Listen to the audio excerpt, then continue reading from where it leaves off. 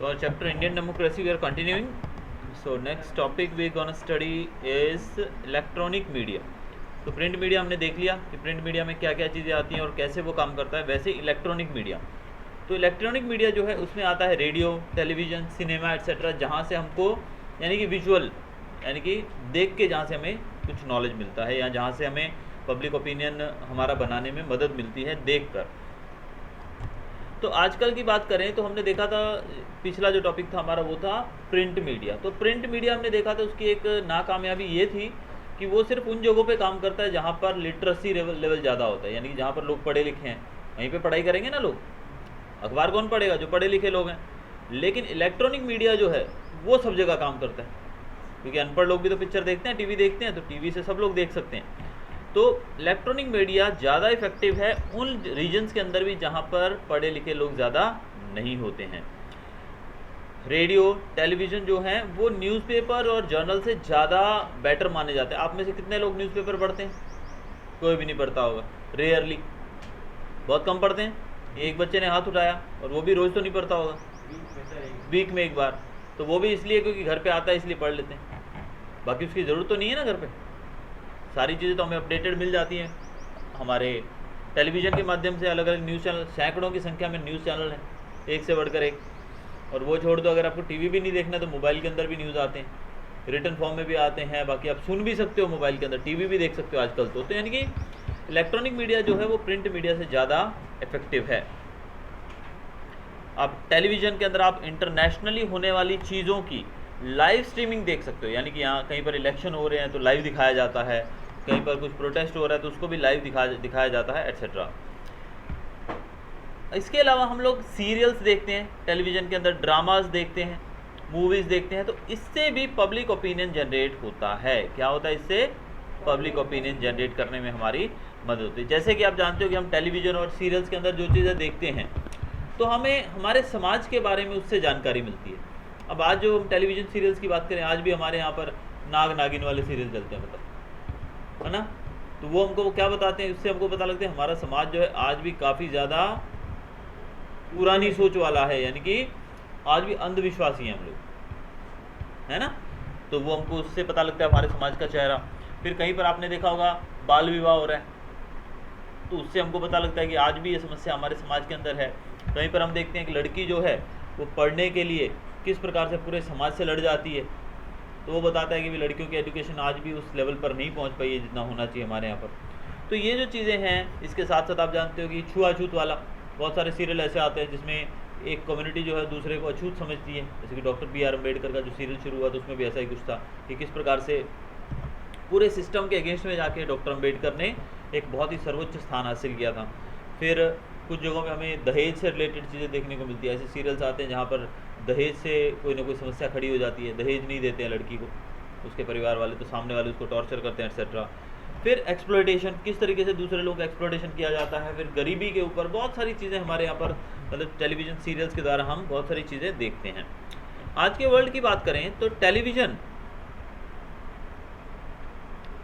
जो है वो, टेलीविज़न हमारा और इंटरनेट, इन दोनों ने न्यूज़ की गति बहुत बढ़ा दी है। एक समय था जब हम टेलीविज़न फिर भी देखो इसकी लिमिटेशन ये है कि टेलीविज़न आप घर पे देख सकते हो। टेलीविज़न इतना बड़ा लेके घूमोगे गाड़ी में, स्कूल आए तो लेके आओगे, ऑफिस में जाते हैं वापस टेलीविज़न लेके जाते हैं? नहीं लेके जाते ना। क्या जेब में होता है? हमारे स्मार्टफोन होता है, उसमें हम सब कुछ देख सकते हैं। तो इंटरनेट की ज़रूरत है बस। तो इंटरनेट के आने से आप जानते हो अभी 4G, अभी 5G आ गए, 5G शुरू होने वाला है, कुछ जगहों पर हो भी गया होगा, शायद टावर्स लगने शुरू हो गए हैं, ठीक है। तो 5G आने के कारण और स्पीड बढ़ जाएगी, जो कि हमको थोड़ा बफरिंग का इशू आता है ना, अभी देखने में मज़ा, देख रहे होते हैं तभी कवरेज का इशू हो गया, धीरे धीरे घूम रहे हैं और हम साथ में हम सो ही जाते हैं इतनी देर, ठीक है। तो 5G आने से और समस्या थोड़ी कम हो जाएगी, यानी कि इंटरनेट स्पीड और बढ़ जाएगी। तो आज देखो ना घरों में टेलीविज़न जो हैं उसमें केबल डिश टीवी की जगह तो लोग आजकल इंटरनेट से ही काम चलाते हैं, स्मार्ट टीवी में, ठीक है। अब इंटरनेट की बात करें तो अभी इवन मैं खुद, हमारे टेलीविज़न के अंदर कितने चैनल आते हैं, क्या आते हैं। तो आज हम इंटरनेट के हेल्प से घर बैठे, घर क्या कहीं भी बैठे, आप अपने लोगों को देखा, पहले दुकानों के ऊपर लोग टीवी लगाते थे, फिर टीवी का केबल कनेक्शन लेते थे। अब आज सब चीज़ें ख़त्म हो गई हैं। आज मोबाइल, थोड़ा बड़ा स्क्रीन वाला फ़ोन ले लो, 10 इंच जैसा टैबलेट ले लो, उसमें सब कुछ चलता है। उसके अंदर आप टेलीविज़न की तरह आपको मज़ा आएगा, छोटे टीवी की तरह, उसमें A to Z जितने भी चैनल्स हैं सब चलते हैं। तो आप मतलब टेलीविज़न में आपको सीरियल देखना है, ड्रामा देखना है, कोई लाइव शो देखना है, कोई मैच देखना है, कुछ और देखना है, whatever you want to see you can see in that particular thing. तो ये सब चीज़ें जो हैं ये हमारे ऊपर बुरा प्रभाव भी डालती हैं। इन चीज़ों का हमारे ऊपर बुरा प्रभाव भी होता है, क्योंकि इसके अंदर वायलेंस देखने को मिलती है। काफ़ी सारी ऐसी चीज़ें होती हैं जो हमें नहीं देखनी चाहिए, लेकिन उनके अंदर हमें वो चीज़ें देखने को मिलती हैं। क्योंकि आजकल देखो हमारा जो मीडिया है, चलो ये तो मीडिया की बात तो अलग कर दूँ मैं, लेकिन टेलीविज़न्स की बात करें, मूवीज़ जो बनती हैं, सीरियल्स जो बनते हैं, उनके अंदर कितना गंदा दिखाते हैं। बहुत सारी चीज़ें ऐसी होती हैं जो हमें, अब जैसे बच्चे जो हैं वो वायलेंस देखते हैं, लड़ाई झगड़ा देखते हैं तो बच्चों के ऊपर इन चीज़ों का इफेक्ट ज़्यादा रहता है। अब आपने देखा कि एक लड़का चोरी की, उसने जैसे भी रिसेंटली मैंने सुना था, बहुत सारे बच्चों के मुंह से एक चीज़ मुझे सुनने को मिल रही थी। इवन मैंने तो उस सीरियल को, उस कौन सा वेब सीरीज़ को कभी देखा ही नहीं है अभी तक। कौन सा मेहता था वो, हर्षद मेहता का जो स्कैम आया था, ठीक है, उसके बारे में मुझे बहुत बच्चों ने बोला। ट्यूशन्स में आते हैं बच्चे, घर पे मिलते हैं, बाहर मिलते हैं, जहाँ भी बच्चे दे रियली अप्रिशिएट, बहुत सारे टीचर्स भी अप्रिशिएट करते, बोले यार क्या ज़बरदस्त हर्षद मेहता के बारे में दिखाया। बट एक्चुअल में उन्होंने दिखाया भी कैसे उसने स्कैम किया था, कैसे उसने घपला किया था, सरकार को चूना लगाया था। तो इससे आपको क्या सीखने को मिलेगा कि आप भी चूना लगाओ, कि आप भी आसानी से सरकार को चूना लगा सकते हो। तो यही सीखेंगे ना, हम और क्या सीखेंगे उससे। हमको उसमें पता लगा कि वो कैसे पकड़ा गया, तो हम वो गलती नहीं करेंगे, हम नहीं पकड़े जाएंगे। तो इससे नेगेटिव इम्पैक्ट भी पड़ता है बच्चों के ऊपर। तो हमें उससे कोई पॉजिटिव मैसेज नहीं मिलता है, नेगेटिव मैसेज मिलता है। और उसको इतना ज़्यादा मतलब सराहा गया, बोलते यार वाह क्या बनाया है, कितना अच्छा वो बनाया है, कितना ज़्यादा उस बंदे की एक्टिंग ज़बरदस्त है, कैसे उसने स्कैम किया, दिमाग की दाद देनी पड़ेगी। अरे जब पुलिस ने पकड़ लिया तब दाद नहीं दी क्या, तब हर जगह पे दाद खाद खुजली हो गई होगी। तो कहने का मतलब कि ये सब चीज़ें हमारे ऊपर एक नेगेटिव इम्पैक्ट डालती हैं, तो ऐसी चीज़ें हमें नहीं देखनी चाहिए। तो इसी कारण से सबसे इम्पॉर्टेंट चीज़ है कि जब भी कभी ऐसी चीज़ें प्रसारित होती हैं तो उनको पहले छान कर अच्छे से, यानी कि जो हमारे लिए अप्रोप्रिएट कंटेंट है वही हमारे सामने देना चाहिए।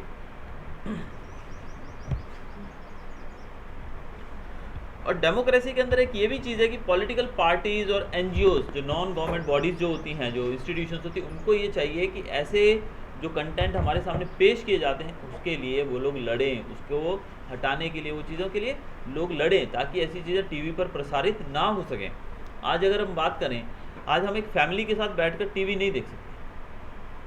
फैमिली के साथ बैठकर टीवी देखने जैसे कुछ गिने चुने सीरियल्स होते हैं जिनको आप फैमिली के साथ बैठकर देख सकते हो, नहीं तो मैं कहूँगा most of the movies, most of the serials आप लोग फैमिली के साथ बैठकर नहीं देख सकते। भले वो लड़का है या लड़की, अपने माँ बाप के साथ बैठकर आप देखोगे तो आपको नहीं मज़ा आएगा, अच्छा ही नहीं लगेगा। उसमें ऐसे फालतू बहुत सारी चीज़ें, मूवी तो बिल्कुल ही नहीं देख सकते हो आजकल, ठीक है। लेकिन चलो अब हाँ, आजकल हम भी फॉरवर्ड हो गए, वेस्टर्नाइजेशन का शिकार होते जा रहे हैं। एक टाइम होता था जब काफ़ी ज़्यादा गैप होता था फादर और सन के बीच में, लेकिन आज क्या है कि वो पेरेंट्स भी हैं, वो बच्चे को अपने फ्रेंड की तरह रखते हैं, रखना पड़ता है, ठीक है। तो ये चीज़ें हैं कुछ जिस कारण से, यानी कि कुछ पुअर कंटेंट हम कह सकते हैं, या फिर वायलेशन करने वाला ऐसा कंटेंट आजकल दिखाया जाता है टीवी के ऊपर जो नहीं दिखाया जाना चाहिए। तो इसके ऊपर भी सरकार को और एनजीओज़ को, बॉडीज़ जो होती हैं, इनको उसका भी विरोध करना चाहिए कि हम बच्चों के अंदर अच्छे संस्कार डालें।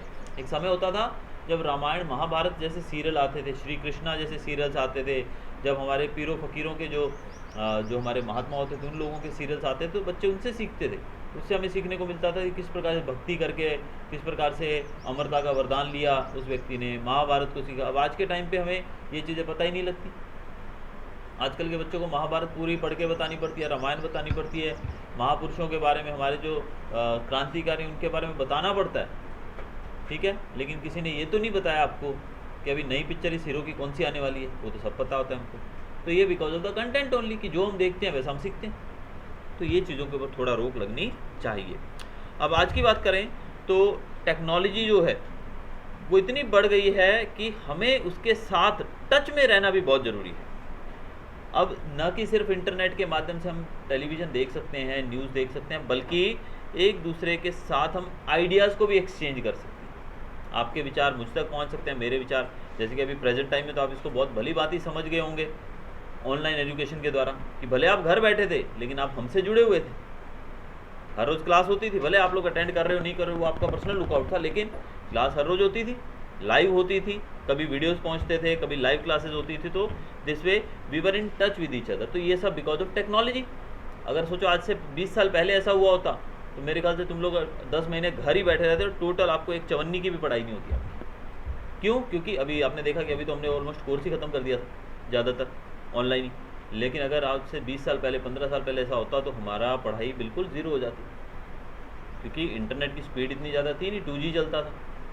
2G में क्या पढ़ोगे? हम तो 4G में बांधे हो रहे थे पढ़ने के, हमारे तो 2G में तो क्या पढ़ाई होती, ठीक है। तो ये जो हमारे एक्सचेंज ऑफ आइडियाज़ हैं, एक्सचेंज ऑफ थॉट्स जो हैं, ये सब बहुत पॉसिबल हुए हैं because of technology. Electronic media बहुत ही ज़्यादा ज़रूरी रहा है पब्लिक ओपिनियन कल्टीवेट करने में। क्या करने में? पब्लिक ओपिनियन कल्टीवेट करने में। इसमें टेलीविज़न, रेडियो, ये सब चीज़ें इन्होंने बहुत ज़्यादा रोल निभाया है। टेलीविज़न पे आप देखते हो बड़े बड़े नेताओं के इंटरव्यू आते हैं, शाम को बहुत सारे चैनल्स के ऊपर डिबेट्स होती हैं, एक इस पार्टी का नेता होगा, एक दूसरी पार्टी का होगा, और एक तीसरी पार्टी का होगा, और एक पॉलिटिकल विशेषज्ञ होगा, एक्सपर्ट होगा, तो वो सब अपना अपना मुद्दा रखते हैं, रिपोर्टर उनसे क्वेश्चन पूछता है, फिर वो जवाब देते हैं, हम लोग बैठ के मज़े लेते हैं, देख रहे होते हैं। तो हमें पता लगता है कि कौन कैसा जवाब दे रहा है, कौन रिस्पॉन्सिबल है, कौन नहीं है, कौन बेतुकी बातें कर रहा है, तो हम उस तरीके से अपना ओपिनियन जनरेट कर सकते हैं। इसके साथ साथ आज के समय पे जो र्यूमर्स हैं वो भी बहुत फैलते हैं। र्यूमर्स बोलते हैं हम अफवाहों को, र्यूमर्स मतलब होता है अफवाह। आज के टाइम पे अफवाहें भी बहुत फैलती हैं बिकॉज ऑफ दिस मीडिया। देखा ना, आपने देखा होगा कि सरकार क्या करती है, जब कहीं कुछ सिचुएशन ख़राब हो जाती है तो वहाँ पर इंटरनेट को सबसे पहले बंद करती है। इंटरनेट बंद करने का मतलब क्या है कि जो मीडिया है, जो हमारा जो टेक्नोलॉजी है, उसके द्वारा जो अफवाहें फैलाई जाती हैं वो ना फैलाई जाएँ। तो किसी भी जगह पर जब पहले कोई दुर्घटना ऐसी होने वाली होती है तो उसी टाइम वो लोग इंटरनेट को सबसे पहले बंद करते हैं ताकि र्यूमर्स को फैलने से रोका जा सके। तो इस प्रकार से र्यूमर्स मतलब होता है अफवाह के द्वारा लोगों को गुमराह किया जाता है, तो इससे हमारा पब्लिक ओपिनियन गलत हो जाएगा ऑब्वियसली। तो इसलिए इसको भी रोकना बहुत ही ज़रूरी है। फिर लोग सर्वे करते हैं। आपने देखा जब इलेक्शन होने वाले होते हैं तो इलेक्शन से पहले जो जिस स्टेट में इलेक्शन होने वाले, न्यूज़ वाले वहाँ जाएंगे, फिर पब्लिक से बात करेंगे, पब्लिक के बीच में चले जाएंगे मंच पे, उनसे पूछेंगे आप क्या बोलते हैं, नीतीश कुमार की सरकार आएगी दोबारा बिहार में? फिर सामने वाला बोलता है हाँ क्यों नहीं आएगी, नीतीश जी ने ये किया है वो किया है, वो उसकी बड़ाई करते हैं वो। फिर किसी दूसरे को पूछा, वो बोला नहीं आएगी इस बार तो लालू यादव की सरकार आएगी, तेजस्वी उसके बेटे की। क्यों? बोला नीतीश कुमार ने कुछ किया ही नहीं है, पहले बोलते थे ये नौकरी मिलेगी वो मिलेगी, कहाँ गए, कुछ नहीं मिला।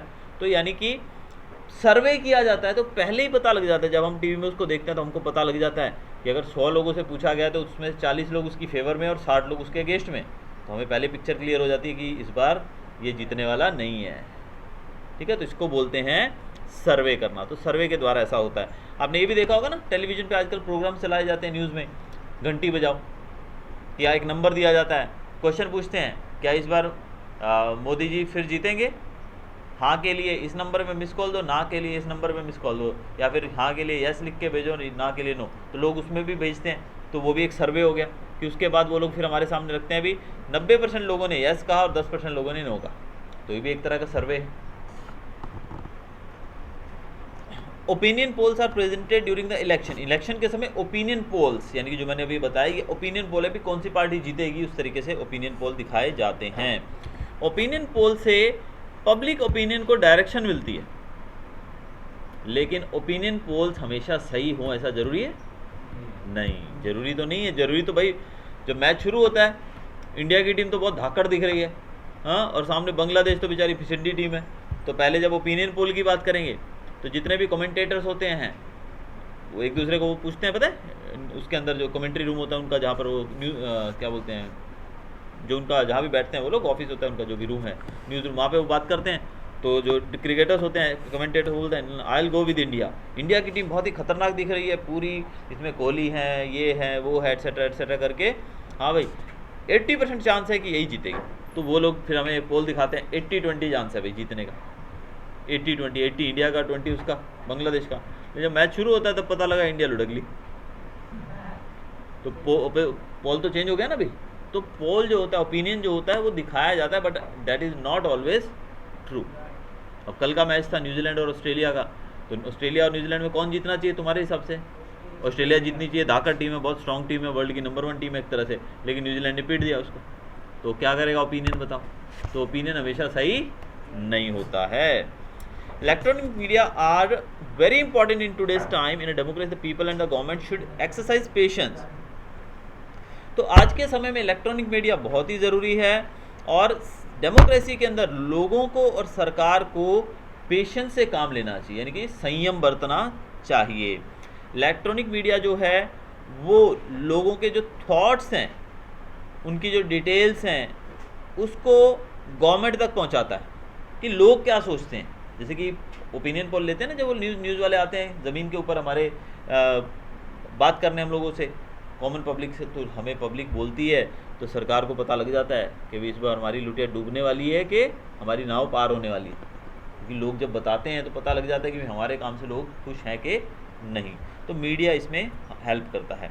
रेडियो जो है, रेडियो का उपयोग भी बहुत ज़्यादा है। पता है आप लोग, हम लोग सोचते हैं कि रेडियो कोई नहीं सुनता होगा, लेकिन रेडियो जो है वो उन जगहों तक पहुंचता है जहाँ पर टेलीविज़न की सुविधाएं नहीं है। जहाँ पर देखो रेडियो की सुविधा ये भी है कि टेलीविज़न के लिए आपको बिजली चाहिए, तो जो जिन जगहों पर आज भी लाइट नहीं है वहाँ पे क्या करेंगे लोग, लेकिन रेडियो के लिए क्या होता है, एक सेल डाल दो उसके अंदर, और आजकल तो बैटरी वाले रेडियोज़ आ गए हैं, जो लाइट आती है तो चार्ज कर लो, बाद में उसको सुन लो।